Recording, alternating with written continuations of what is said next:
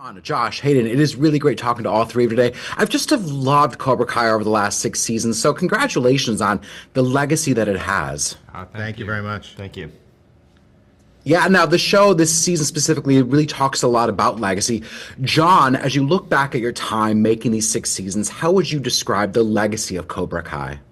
I mean, this is, the project of our lives. I'll just say, it started with us being fans of The Karate Kid and fans of the Johnny Lawrence character for decades now. For us to have this opportunity to, dive back into that world, work with heroes of ours, and elaborate on the story, not only for us as fans, I'll just say, when we're making the show, we're writing what we want to see. It's us and our writers who are just super fans, and this is our fan fiction, and we get to do it at the highest level here. So, for us personally, we get to entertain ourselves with getting to see our favorite characters do the things that we want them to do. But the legacy beyond it that's exciting for us is to see the way the fans all over the world have reacted to the show, to see their connection to it, to see it inspiring them in their own personal lives or just entertaining them.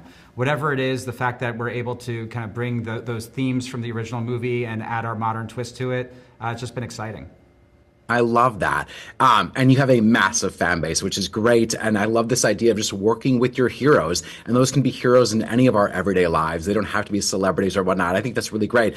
Josh, as you've watched your younger castmates like Sholo and Tanner and Mary literally growing up on screen on the show, did the show or these characters that they played change based on who they became as adults versus maybe how you envisioned them when the show started? Absolutely. I mean, we were just talking about this earlier with each other, how much they've evolved. We cast actual kids as kids. We didn't go out and get a bunch of 20-year-olds to play, 16. We had some of our characters were like 12 or 13, at the top of the season, at the top of the first season, when you talk about some of those younger kids in the dojo.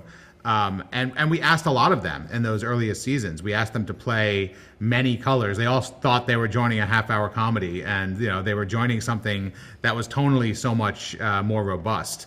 And from those earliest moments, we asked them to to play emotion, to be able to access tearful thoughts, and to do things that were mature beyond their years and experiences that they maybe hadn't had the life experience to call upon yet. And watching them grow up and have their own relationships and have successes and failures and and missteps and triumphs off camera, you see them start to put together the tools that lead to that full experience, and they're able to bring more, and we just feed them constantly more and more and more, because we don't want to just play the hits. So when you look at the performances in season 6 versus the performances in season 1 and 2, you really do see this evolution of a teenager into a young adult.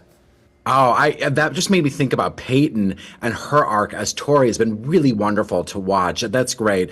Hayden, how involved were Ralph Macchio and William Zabka in discussing how the show should end? Because I feel like they'd be really protective over Daniel and Johnny. We always talk to Billy and Ralph about where we see the characters going during the course of a season before we start shooting. And occasionally, we have discussions back and forth about, what they would want to do, what they would want to bring to a season. And ultimately, we knew this was the last season, and we told them this is where we want these characters to end and the journey that they're going to go on during the course of the season. And usually they just love the ideas that we're coming with and are excited to play it and are appreciative that they know where this is going. So they play all the ups and downs along the way.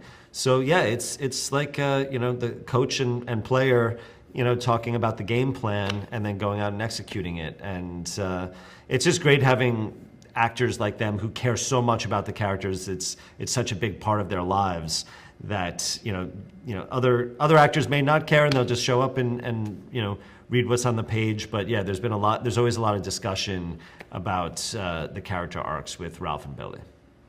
Yeah, I mean, it also speaks to the trust that you've been able to build with them, that they're going to, trust you creatively throughout this process. I got the wrap. Thank you, all three of you, for the time and just this show. I think it's meant a lot to a lot of people. So thank you for this. Thank Awesome. you. Appreciate it. Thank you.